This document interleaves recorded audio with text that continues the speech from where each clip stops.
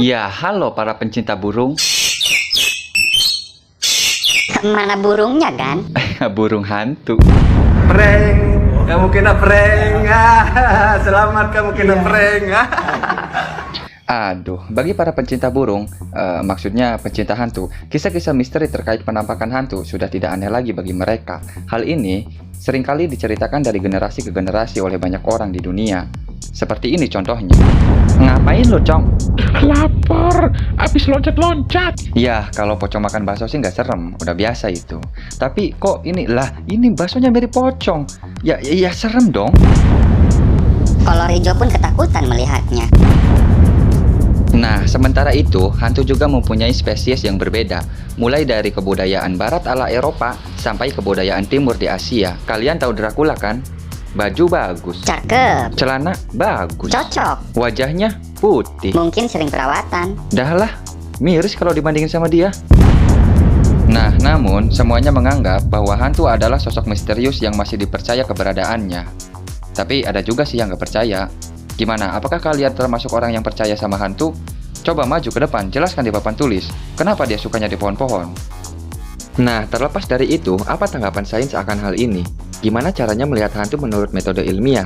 Nah, berikut ini ada beberapa cara melihat hantu menurut sains. Masih penasaran?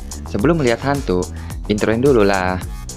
Bulan digoreng di mobil bila katel dadakan 500-an gurih-gurih-gurihnya.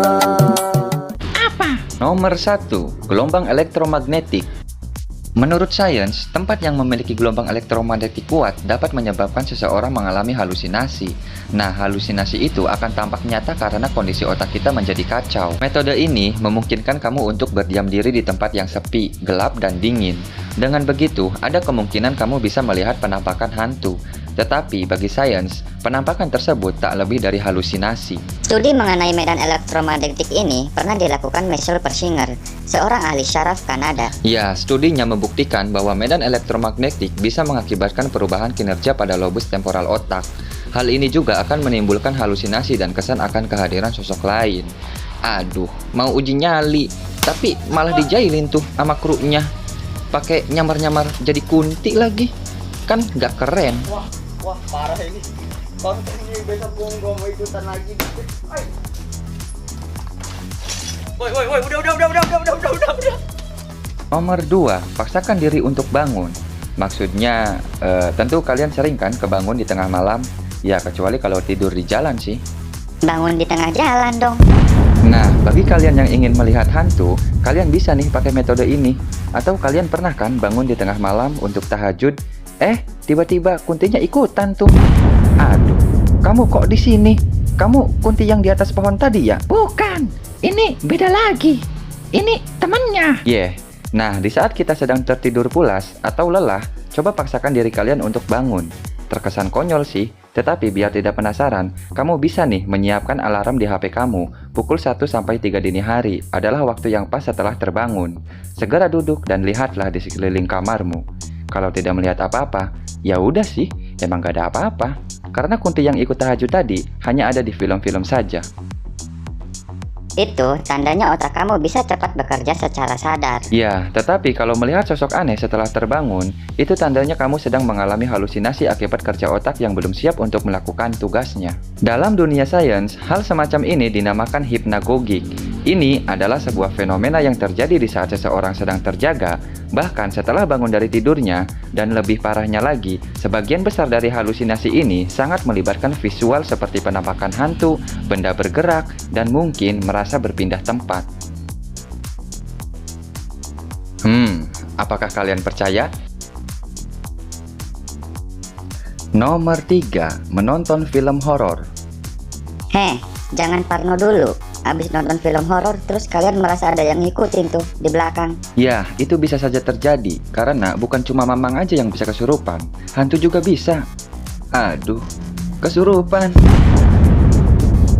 Di dalam cerita film-film horor, ada hantu yang kelihatan seperti manusia. Ada juga yang gak kelihatan seperti burung. Burung apa? Burung hantu. Nah, tetapi pernahkah kalian merasa hantu di Asia itu terlihat berbeda dengan hantu di dunia barat, seperti Eropa atau Amerika?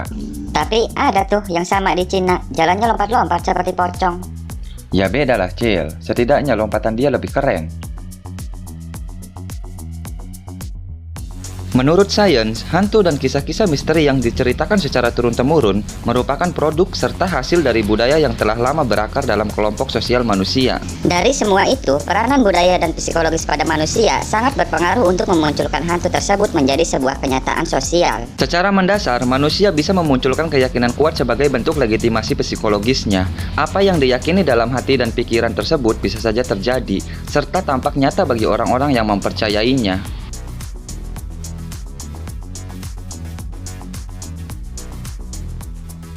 Nomor 4. Gunakan alat-alat perekam digital. Tentu saja sains tidak pernah menyatakan bahwa hantu bisa dilihat dari alat elektronik. Faktanya, sebanyak 99% gambar dan video penampakan hantu adalah hoax alias palsu. Bagaimana dengan sisanya? Yang 99% kan palsu. Yang 1%-nya apa? Mungkin bisa dibilang bahwa dalam sedikit kasus, penampakan di video dan foto memang tidak bisa dijelaskan secara ilmiah. Akan tetapi, jika kamu memiliki banyak waktu luang, kamu bisa iseng menggunakan kamera digital apapun untuk menangkap ribuan gambar di sekelilingmu. Kamu bisa mencoba berulang kali di rumah atau bangunan-bangunan kosong. Kalau beruntung, kamu bisa mendapatkan gambar aneh yang tentunya itu hanya sebatas pada kekeliruan lensa yang sedang minim cahaya. Dalam banyak kasus, biasanya bayangan aneh akan muncul berupa siluet yang menyerupai bayangan dan cahaya yang sedang terbang. Pasalnya, menurut pakar digital, siluet-siluet tersebut dihasilkan murni akibat kesalahan pada pengambilan gambar. Ya, beberapa di antara bisa terjadi akibat kurangnya cahaya pada saat gambar atau video diambil. Nah, pada saat di kamar, siapa tahu kamu bisa mendapatkan gambar atau video yang masuk dalam kategori 1%, alias gambar yang tidak bisa dijelaskan secara ilmiah. Kalau sudah seperti itu, keputusan ada di tangan kamu. Mungkin kamu bisa anggap sebagai sebuah keberuntungan, atau justru bisa kamu anggap sebagai pengalaman mengerikan. Ya, mana yang masuk akal buat Anda?